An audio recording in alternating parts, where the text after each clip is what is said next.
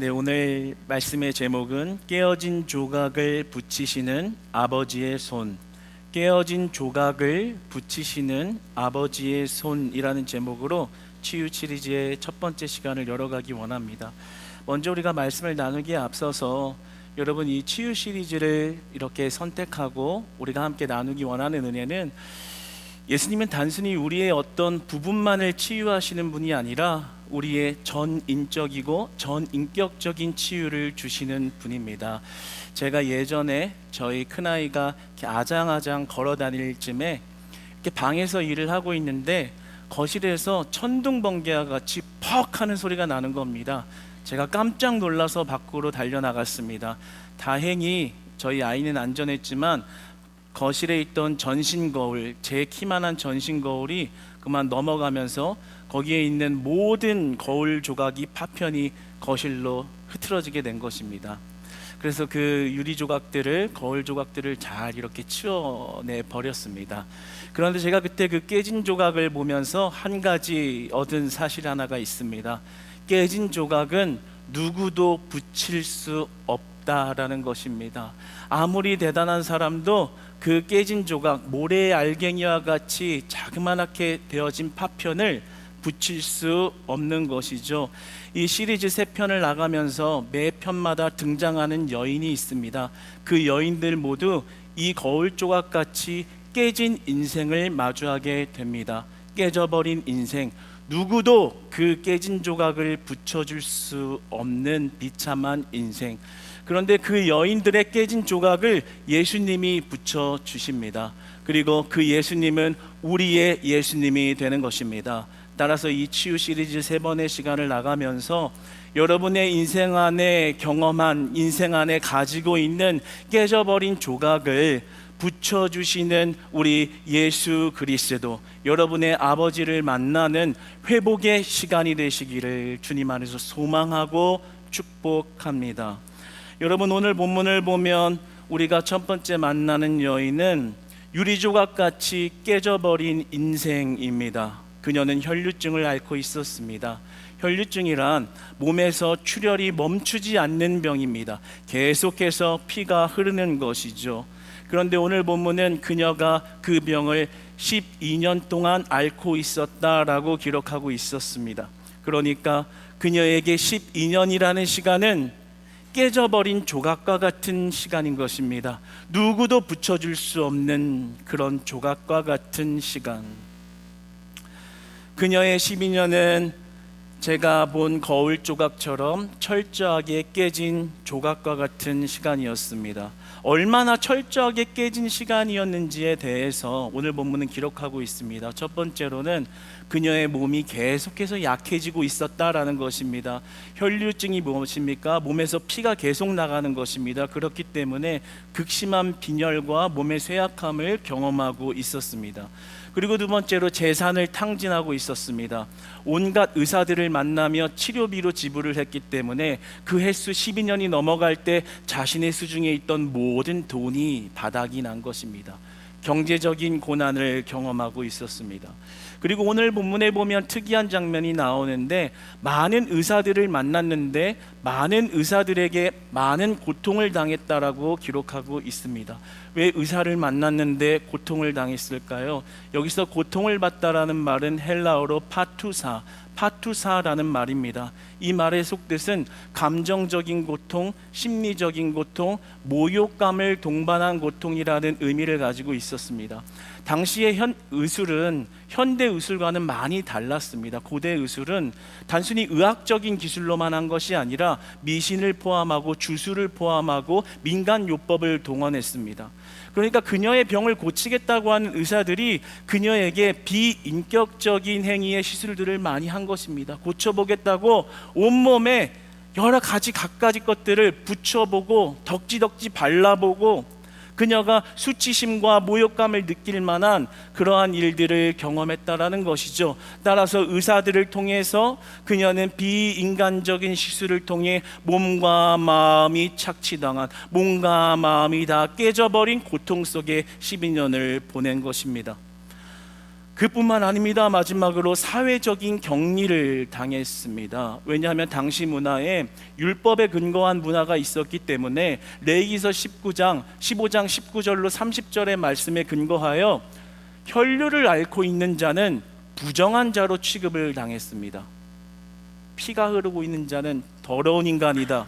따라서 사회에서 추방되고 가족으로부터 추방되고 모든 공동체로부터 격리되어지는 현상을 겪었습니다. 심지어 문헌의 근거에 의하면 가족과 식사도 한 끼의 식사도 못하도록 격리를 시켰습니다. 그러니까 그녀는 의사들로부터도 격리되어지고 소외되어지고 가족으로부터도 소외되어지는 철저한 깨짐을 경험하고 있었다라는 거죠. 그녀의 마음을 한번 생각해 봅시다. 누가 그렇게 되고 싶어서 되었나요? 누가 원해서 그렇게 되었나요? 자신의 잘못 때문에 그렇게 되었나요? 아니요. 뜻하지 않은 불행이 그녀에게 찾아온 것이고 예상치 못한 깨짐이 그녀의 12년을 집어삼킨 것입니다. 여러분, 그런데 우리도 우리의 인생에 깨진 조각과 같은 시간을 경험하게 됩니다. 내가 그러고 싶어서 그런 게 아닌데 깨져버린 조각과 같은 시간이 찾아올 때가 있습니다. 내가 원하지 않는 불행이 찾아올 때가 있지요. 내가 태어날 때부터 겪는 고난이라는 것이 존재하기도 하지요. 나는 가만히 있었는데 가족이 나를 학대하거나 타인이 나를 학대하거나 또 이렇게 착한 나를 배신하고 돌아서서 내가 곤경에 처하는 그런 일들이 우리 안에 있을 수 있습니다. 이 여인보다는 덜할 수도 있고 이 여인과 비슷할 수도 있고 또는 이 여인보다 더 큰 깨짐을 경험하는 분이 계실 수도 있습니다. 원하지 않는 고통이 발생했는데 누구도 도와줄 수 없고 누구도 붙여줄 수 없는 깨져버린 조각과 같은 인생, 깨져버린 조각과 같은 시간이 우리 안에 존재할 수 있다는 것이죠. 여러분, 오늘 이 이야기는 12년 동안의 시간 깨진 조각과 같은 삶을 경험한 한 여인의 이야기가 아니라 이 말씀을 받고 있는 오늘날 나의 이야기가 됩니다. 이 여인의 깨진 조각, 누구도 붙여줄 수 없는 상처, 그것을 우리도 경험하며 살고 있기 때문입니다. 그런데 그녀에게 이상한 소문이 들려옵니다. 아주 희한한 소문이 들려오죠. 예수님이 병을 고치신다라는 소문을 듣습니다. 그런데 그게 이상한 거예요. 왜냐하면 이 여인을 만나기 전 마가복음 1장 40절로 42절의 말씀을 보면 예수님이 고치신 이가 문둥병자를 고쳤다라고 이야기하는 것입니다. 문둥병자 역시 당시에 부정한 자였습니다. 사람들이 손을 대지 않는 자. 그런데 그런 부정한 자를 고쳤다라는 거예요. 그녀의 마음이 얼마나 설레었을까요? 부정한 자를 고친다. 그렇다면 나도 고침을 받을 수 있을까? 마음이 흔들리기 시작하는 거예요. 그런데 더 이상한 소문, 더 특별한 이야기가 들려옵니다. 마가복음 3장 10절에 가보면 많은 이들이 예수의 고침을 바라보면서 그의 몸만 만져도 병이 낫는다라는 소문이 퍼지기 시작한 것입니다. 몸만 만져도 병이 낫는다. 그렇다면 사람들 앞에 나설 수 없고 사람들 앞에 몸을 숨겨야 하는 내가 그분의 몸만 만지면 나을 수 있다는 말인가? 아니, 나는 몸도 만질 수 없는데 내가 몸을 만지면 부정한 여인이 예수님의 몸에 손을 댔다고 돌팔매질을 당할 텐데, 그렇다면 내가 그분의 옷만 만져도 나을 수 있는 것인가? 아니, 생각해보니 그러하네. 다른 사람들은 주술을 이야기하고 미신을 이야기하고 민간 치료법을 이야기하는데 이분의 몸 자체가 능력이라고 하면 예수님 자체가 치료라는 이야기 아닌가? 그렇다면 내가 그분에게 무엇을 구하기 전에 그분의 옷자락만 만져도 내 병이 나을 수 있지 않을까? 그녀의 자포자기한 인생, 누구도 붙여줄 수 없는 깨져버린 인생 가운데 한낱 희망이 생긴 거예요. 마음이 설레기 시작한 거예요. 그리고 그 옷만 만져도 나을 수 있다는 희망을 믿기 시작한 거예요. 그녀가 그런 희망을 품게 됩니다. 그런데 그녀의 마음을 한번 생각해 보면 참 얼마나 비참하고 얼마나 철저하게 깨진 시간인 것인지요. 사람들 앞에 나아가지 못하는 마음. 여러분, 저는 그런 깨진 인생에 대한 마음을 누구보다 잘 이해하고 있습니다. 왜냐하면 어렸을 적에 담임 목사님께서 시골 한 구석에 외진 곳에 교회를 건축하셨습니다. 그러면 그 교회에 찾아오시는 많은 분들은 95% 이상이 다 깨져버린 조각을 가지고 있는 인생을 사시는 분들이었습니다. 어떠한 분들은 젊었을 때 조폭으로 활동하시면서 행동대장으로 활동하고 온몸에 문신을 하면서 살다가 나중에 가정을 꾸리고 아이가 있다 보니 그 지난날의 과거가 부끄러워서 사람들 앞에 설 수가 없고 목욕탕도 못 가고 수영장도 못 가고 한여름에도 긴팔을 입고 나와가지고 자녀들 앞에 사는 그런 부끄러운 인생, 남들 앞에 나서기 힘든 인생. 어떠한 자는 갑자기 병이 찾아와서 평생 동안 모아놨던 돈을 치료비로 다 탕진하고 이제는 오고 갈 데가 없어 찾아온 그런 여인들. 집에서 학대를 당하고 남편이 폭력을 행동하는데 갈 데가 없어서, 나를 붙잡아 줄 데가 없어서 찾아온 그 시골 교회. 왜냐하면 이렇게 중심 상권에 있는 교회, 사람들이 많은 교회는 가지를 못하는 거죠. 자신의 깨진 조각을 들춰내는 것이 너무나도 수치스럽기 때문에. 마치 이 여인처럼 말입니다. 자신의 고통을 남들에게 알렸다가는 비난이 되고 수치스럽고 모욕적이니까 남들 앞에 숨고 싶은 마음. 그런데 여러분들도 그녀와 같은 마음으로 예수님 앞에 있을 수도 있습니다. 여러분들이 조용히 그냥 왔다 가야지, 내 깨진 상처 누구한테 말한들 그 상처를 누가 아물어줄 수가 있나, 그 조각을 누가 붙여줄 수가 있나. 그렇지 못하다는 것을 다 알고 있기 때문에 그 상처의 흔적을 묻고 살아가는 것이죠. 어른이 되었다라는 그런 명분 안에 묻고 살아가는 것이죠. 아닌 척하며 살아가는 것이죠. 그러나 그 문제가 드러나면 언제든지 그 상처가 드러나는 그 깨진 조각의 문제를 안고 있으면서도 세월 속에 덮어놓고 아닌 척 묻어놓고 그렇게 살아가는 모습이 우리 안에 있습니다. 마치 이 여인의 심정처럼 말입니다. 그런데 이 여인에게 희망이 생긴 거예요. 우와, 가족도 안 됐고 의사도 안 됐는데 예수님이라면 가능할까? 그 한낱 희망이 그녀를 이끌기 시작한 것입니다. 저는 여러분이 오늘 이 치유 CD를 나가면서 마치 이 여인과 같은 깨진 조각의 시간을 안고 있는 분들이 계시다면 여러분들이 이 예배의 자리에서 이 여인과 같은 설레이는 희망을 회복하시기를 축복합니다. 그 치유를 소망하는 은혜의 길을 축복합니다. 마음속으로 고백하세요. 예수님, 정말로 예수님 만나면 내 깨진 조각의 문제 해결되나요?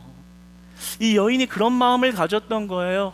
내가 그 옷자락만 만져도 이 허무하고 비참한 인생이 정리된단 말인가.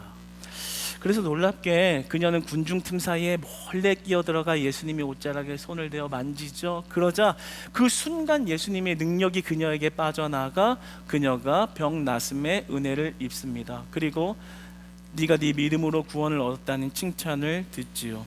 그런데 여러분, 저는 오늘 이 지점에서 정말 깊이 있게 한번 예수님의 시점과 예수님의 마음으로 들어가 보기를 원하고 소망합니다. 많은 사람들이 이 장면을 보면서 이렇게 이야기를 합니다. 그녀의 간절함이 치료를 얻어냈다. 그녀의 용기가 그녀를 구원했다. 우리는 간절함과 용기가 있어야 한다. 맞는 말입니다. 간절함으로 찾아야죠. 용기를 내고 찾아야죠. 맞는 말이에요. 그런데 저는 한 가지 문제 제기와 질문을 하며 여러분들과 나아가기를 원합니다. 그렇다면 그 여인만큼 간절함과 용기를 가지고 나아간 오늘날 우리들은 다 치료를 받아야 될 거 아닙니까? 아니면 그녀보다 더 큰 간절함으로 나아간 자들은 반드시 치료를 받아야 하는 거 아닌가요? 그런데 치료를 받지 못했다면 어떻게 한 여자의 이야기가 오늘날 나의 이야기가 될 수 있을까요? 바로 이 지점에 대해서 예수님은 과연 혈류증 앓은 여인에게 어떤 치유를 주고 싶었던 것일까? 그 치유가 어떻게 우리의 삶과 고난과 연결이 되는가? 예수님이 이 사건으로 우리에게 보여주시고자 하는 진짜 치유, 전인적 치유라는 것은 무엇인가에 대해서 조금 더 깊이 나아갔으면 합니다. 예수님의 이상한 행동이 있습니다. 잘 보시면 그녀가 군중들 사이에 끼어들어가 몰래 조심스럽게 예수님의 옷에 손을 뻗습니다. 그런데 예수님이 정말 몰랐을까요? 정말 몰라서 그 능력을 빼앗긴, 착취당한 그런 행동일까요? 예수님의 계획에 없는 그런 즉흥적인 행동이 일어난 걸까요? 아닙니다. 예수님 알고 계셨습니다.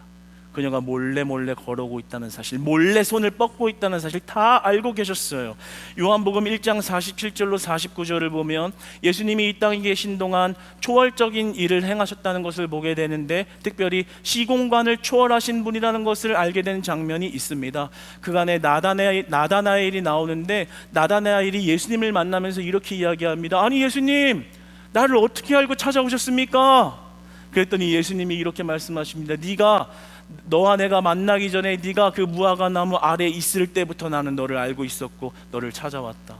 무슨 말인가요? 시간과 공간을 초월하여 그 사람의 어떤 행동이나 생각을 인지하고 계신 분이라는 거죠. 당연히 그녀가 몰래 종종 걸음을 하며 무리 사이에 들어오는 모습을 알고 계셨어요. 그런데 하나님이 인간의 처지를 알고 계시면서도 모른 척하는 장면들은 성경에 종종 나옵니다. 아담이 죄를 짓고 숨어 있을 때 하나님이 이렇게 물으시죠. 아담아, 네가 어디 있느냐? 무엇일까요? 뻔히 죄 짓고 있는 거 알고 있으면서 묻습니다. 네가 어디 있느냐? 어디 있는지 알면서 묻고 있습니다. 왜 물으시는 걸까요? 가인이 자기 동생 쳐 죽이고 땅에 묻은 다음에 숨어 있을 때 하나님이 이렇게 말씀하십니다. 가인아, 어찌 네 얼굴이 안색이 그렇게 붉어짐이냐? 알면서 물어봅니다. 왜 하나님은 뻔히 행한 일을 알면서도 모르는 척 하시는 걸까요? 왜 그녀가 몰래 왔다는 사실 알고 있으면서도 모른 척 옷자락을 내어주신 걸까요? 현재 포항공대 교수인 최호진 교수가 영혼의 밤이라는 책을 집필했습니다. 그런데 그 책 내용 중에 이 믿음에 관하여 두 가지로 정의하여 이렇게 이야기합니다. 하나는 인위적인 믿음, 하나는 신의적인 믿음이 있다. 인위적인 믿음이란 나의 필요에 의해서 생기는 믿음을 이야기합니다. 내가 해결받아야 하는 그 무엇 때문에 생기는 믿음, 돈이 없으면 돈 때문에 생기는 믿음, 몸이 아프면 몸이 아파서 생기는 믿음, 그래서 그것이 해결되고 나면 그 믿음이 사라지는 인위적인 믿음. 그러나 신의적인 믿음이 있다라는 거죠. 그것은 하나님의 필요에 의해서 주시는 믿음, 바로 복음을 이야기하는 것입니다. 하나님의 필요에 의해서 하나님이 허락하시고 선물로 베풀어 주신 믿음. 그러니까 인위적인 믿음은 내 필요를 채우기 위한 믿음인 것이고, 신의적인 믿음은 하나님의 필요에 의해서 주신 거라는 거예요. 복음을 이야기하는 거예요. 여러분, 복음이라는 것은 내 시련을 견뎌 나아갈 발판이나 수단이 아닙니다. 복음이라는 것은 내 가난과 병약함을 성공으로 이끌어주는 수단도 아닙니다. 복음이라는 것은 예수님을 만나는 것입니다. 복음은 예수님을 믿고 예수님을 아는 것입니다. 따라서 예수님을 소유한 것 하나로 완전한 만족을 경험하는 것이 복음입니다. 예수님이 그녀에게 주고 싶었던 건 단순히 혈루증을 고쳐주는 인위적인 믿음이 아니었어요. 예수님이 그녀에게 주고 싶었던 건 신의적인 믿음이에요. 영과 육과 혼을 다 구원시키는 전인적인 치유를 주고 싶었던 것입니다. 그래서 그녀의 인생을 코너로 몰고 간 거예요. 많은 의사들에게 재산을 다 탕진해서 사람에겐 안 된다는 걸 깨닫고, 혈육이라는 가정의 관계에서 받을 수 있는 위로와 치유도 다 단절돼서 결국에는 어둠의 터널 속 예수님밖에는 소망이 없다라는 인생의 절정을 마주했을 때 그 예수님을 만나게 해주신 거예요. 그러면 그녀가 어떤 걸 의지합니까? 인위적인 믿음이 아니죠. 내 필요에 따라서 예수님을 찾는 것이 아니라 모든 것이 단절됐지만 예수님은 나의 구원자가 되시는구나, 예수님은 내 인생의 치료자가 되시는구나, 예수님은 내 인생의 완전한 치료자가 되시는구나, 예수님을 만난 사건이 된다라는 거죠. 단순한 병치유를 받는 것이 아니라 예수님을 만난 사건, 그 사건을 만들어주고자 신의적인 믿음을 그녀에게 선물로 주고자 모른 척 하신 거예요. 그녀의 손이 완전 예수님을 신뢰하는 믿음에 이르기까지 그녀를 몰고 가시는 거예요. 그러니까 그렇게 본다면 그녀가 손을 내밀어서 얻은 구원은 그녀의 용기와 간절함으로 획득한 구원이 아니라, 알고 보면 그녀에게 먼저 손을 내밀어 주신 예수님의 손이 그녀를 구원하신 것입니다. 여러분, 이 사실을 믿으시기 바랍니다. 여러분, 이 사실을 믿으시기 바랍니다. 여러분이 어떤 이유로 이 자리에 앉아 있는지 모릅니다. 깨진 조각을 경험해서 그 답답함과 상처 때문에 이 자리에 나오셨습니까? 그게 여러분의 용기라고 생각하십니까? 그게 여러분의 간절함이라고 생각하십니까? 아닙니다. 인생을 그렇게 몰고 가셔서 결국에는 예수님이 참 구원자가 되시고 예수님이 참 치유자가 되신다는 것을 알려주시고자 여러분 인생의 손님이신 은혜라는 것을 믿으시기 바랍니다. 옆 사람이 끌려왔나요? 어떤 이유 때문에 이 자리에 왔나요? 그게 우연인 것 같고 내 환경인 것 같고 내 처지 때문에 그런 것 같나요? 아니요. 여러분 인생에 들어와 여러분의 사정을 이미 아시며 굽어 살피시고 미리 손 내밀어 주신, 여러분이 내민 손보다 더 먼저 손을 내밀어 주신 그 은혜가, 그 신의적인 믿음이 예수님을 만나면 모든 것이 충족된다라는 그 은혜를 주시고자 여러분들을 이 자리에 부르신 것입니다. 예배의 자리로 부르신 것입니다. 기도의 자리로 부르신 것입니다. 헌신의 자리로 부르신 것입니다. 여러분들은 이 자리에서 치유를 받는 기적을 경험하는 것도 좋지만 예수님이 주시고자 하는 선물, 예수님 자체가 능력이라는 그 예수님을 만나는 치유가 일어나시기를 축복합니다. 전인적인 회복이 일어날 줄로 믿습니다. 여러분의 모든 상처와 아픔과 고난을 예수님이 진정으로 해결하십니다. 여러분을 부르셨을 때 그 손이 먼저 임했다는 걸 기억해 보세요. 그림 하나를 보기 원합니다. 3세기에 로마의 성 베드로와 마르첼리노의 지하묘지에 걸려있는 벽화입니다. 지금도 이제 베드로의 무덤에 걸려있는 벽화고 혈류증을 앓은 여인에 대한 많은 그림의 초기 그림입니다. 가장 거의 먼저 그려진 그림입니다. 그러니까 역사에 가장 가까운 그림이라고 할 수 있죠. 그런데 이 그림을 한번 자세히 보세요. 그 여인의 모습을 보면 한쪽 손으로는 자기의 얼굴을 가리고 있어요. 왜요? 부끄러워서요. 왜요? 수치스러워서요. 남들에게 얼굴을 가리려고. 그런데 한 손으로는 예수님의 옷자락을 향해 있죠. 남들에게 피하며 예수님의 옷자락만 향하고 있는 그녀의 시선. 그런데 잘 보세요. 예수님의 손이 어디를 향하고 있나요? 그녀의 머리 위를 향하고 있어요. 그녀를 안수해 줄 치료의 손길을 그녀의 손보다 더 위에서 더 앞서가며 그녀에게 먼저 손을 뻗고 있는 건 그녀가 아니라 예수님이라는 것을 이 그림이 이야기하고 있는 것입니다. 그 예수님을 만난 그녀의 마음에 뭐가 심겨졌겠나요? 믿음이 심겨졌죠. 사람들은 다 깨진 조각을 못 붙이는데 예수님이 붙여주시는구나. 예수님이 나의 아버지고 나의 주인이시고 나의 전인적인 진짜 좋은 치료자시구나. 여러분, 우리가 이 예수님을 만나야 합니다. 부분적인 치료를 받는 기적, 권능 좋지요. 그러나 정말 예수님을 만나면 여러분의 인생 전체를 거쳐서 앓고 있는 모든 문제를 해결하시는 분이 우리 예수님입니다. 여러분, 이 예배의 현장에서 진짜 여러분의 깊은 문제, 누구에게도 꺼내놓을 수 없는 상처와 흔적을 남기고 있는 그 고통의 문제를 예수님이 어루만지시고 예수님이 해결하시고 예수님이 위로하시고 예수님이 치료해 주시는 예수님의 손길을 경험하시기를 축복합니다. 여러분들은 반드시 그것을 경험할 것입니다. 왜냐하면 예수님이 그 은혜를 주시려고 부르셨기 때문입니다. 여러분, 예수님이 완전한 구원을 주십니다. 그냥 구원을 주신 게 아니에요. 몸만 치료한 게 완전한 구원을 주세요. 정말 재미있는 장면이 있습니다. 예수님이 아셨다고 했잖아요. 숨어서 온 여인의 마음을, 부끄러운 마음을 아셨잖아요. 그런데요, 정말 희한한 장면이 있습니다. 갑자기 예수님이 그녀를 사람들 사이에 부각을 시켜버립니다. 영화 속의 주인공처럼 말입니다. 30절로 33절 한번 같이 합독해서 읽어보겠습니다. 시작.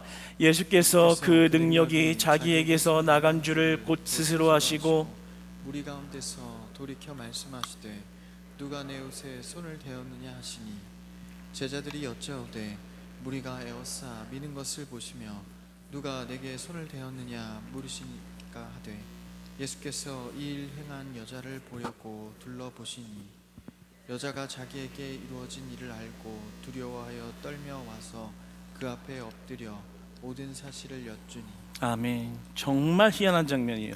예수님 그녀가 얼마나 사람들 앞에 서는 게 수치스럽고 그뿐만이 아니라 부정한 자가 감히 손을 내밀었다는 것을 알면 율법에 근거하여 돌팔매질을 하고 돌을 던져가지고 그녀를 그 자리에서 죽여도 전혀 이상하지 않은 상황입니다. 그런데 예수님이 이렇게 이야기하죠. 무리 사람들이 다 모여 있는데 누가 내 옷에 손을 대었느냐 소리를 지르십니다. 당연히 모든 사람의 집중은 손을 댄 여인에게 향하게 되는 것이죠. 영화 속에 갑자기 주인공에게 스포트라이트가 임하는 것처럼 모든 집중이 그 여인에게 쏠리게 합니다. 아니 왜 사람들의 숨고 싶은 그 마음을 좀 헤아려 주시지 왜 그녀를 부끄럽게 사람들 앞에 다 드러내시는 걸까요? 얼마나 무서웠는지 33절에 보면 그녀가 두려워하고 떨며 납작 엎드려서 사실을 고합니다. 죄송합니다. 제가 그러면 안 됐는데 잘못했습니다. 이러고 있는 거예요.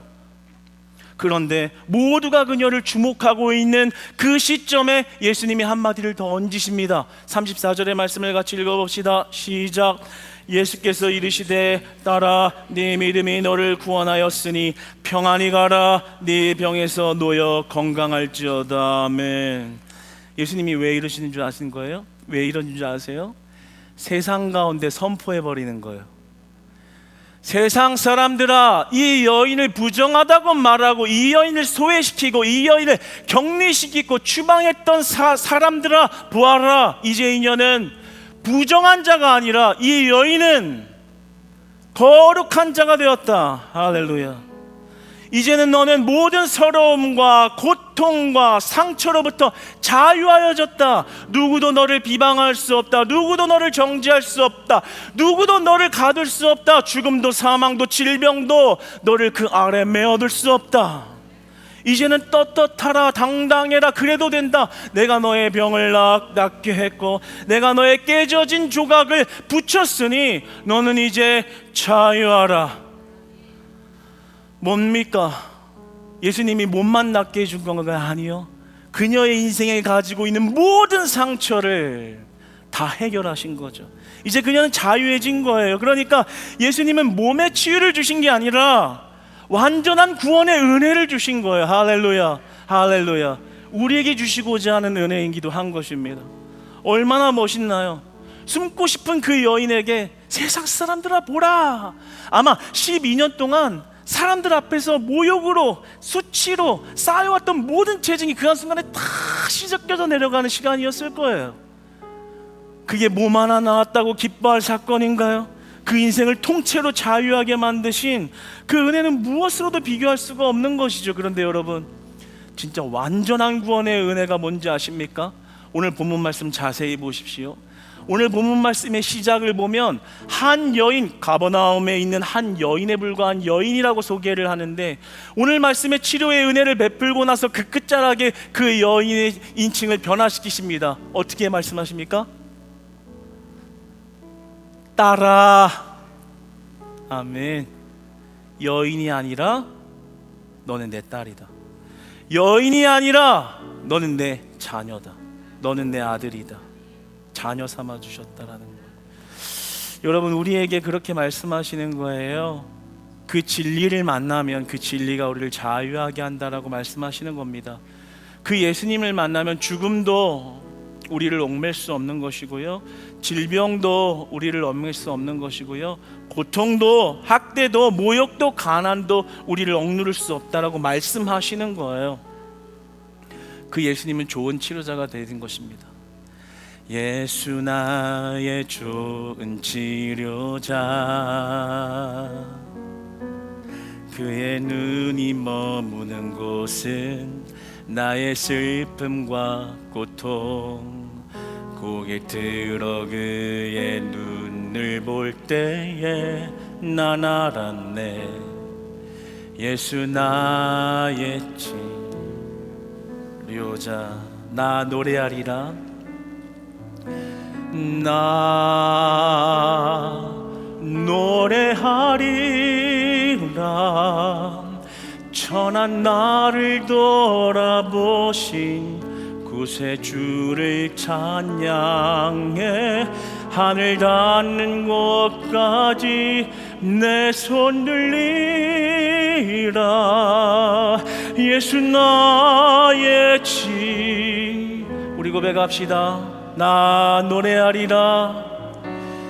나 노래하리라. 천한 나를 돌아보신 구세주를 찬양해. 하늘 닿는 곳까지 내 손 들리라. 예수 나의 치료자. 여러분, 예수님은 여러분의 모든 상처와 고통을 치유하시는 분이십니다. 특별히 완전한 치유를 주시는 분이십니다. 모든 고통과 상처로부터 해방시키는 분이십니다. 여러분, 마지막으로 우리에게 결정적 은혜와 약속 주시는 말씀 한번 같이 읽어봅시다. 요한복음 10장 28절 말씀 읽습니다. 시작. 내가 그들에게 영생을 주노니 영원히 멸망하지 아니할 것이요 또 그들을 내 손에서 빼앗을 자가 없느니라. 아멘. 여러분을 부르셨고요, 여러분들을 자녀 삼아 주셨으면 영생을 주신 건데 그것을 누구도 빼앗지 못한대요. 그것은 영원히 멸망하지 않는 것이래요. 여러분, 깨진 조각을 가지고 계신가요? 그런데요, 예수님을 온전히 만나는 그 시간, 마치 이 여인처럼 예수님을 대면하는 시간, 여러분이 이 땅에서 겪은 모든 상처는 그분이 닦아주시고 싸매어 주시고 모든 눈물은 그가 닦아주신다라고 이야기하여 주시는 것입니다. 따라서 우리를 자유케 하신 것은 기적 치유 사건이나 예수님을 만난 사건이 우리를 치유하신 것이죠. 모든 영원한 축복 가운데 누구도 빼앗을 수 없는 아들 되게 하심, 딸 되게 하심, 자녀의 상속을 주심. 여러분, 이제는 그 소망이 여러분들의 인생을 붙드시기를 축복합니다. 과거의 상처에 얽매이는 있는 것이 아니라 우리에게 영원한 생명 주신 예수 그리스도에게 얽매여 있을 때 여러분의 인생은 자유하게 될 것입니다. 소망하게 될 것입니다. 기뻐하게 될 것입니다. 어둠을 딛고 일어날 수 있는 새 힘 주시는 은혜 있을 줄로 믿습니다. 깨진 조각의 흔적을 붙여가시는 것은 내 힘이 아니라 아버지의 손에 있었다라는 것, 그 아버지의 손을 여러분의 예배 현장에서, 예배로 이어진 삶의 현장에서 날마다 경험하여 그 은혜로 다시 일어나고 다시 일어나고 다시 힘을 얻어 주 앞에 나아가는 우리 크리스찬 교회 공동체 다 되시기를 주님 안에서 축복합니다.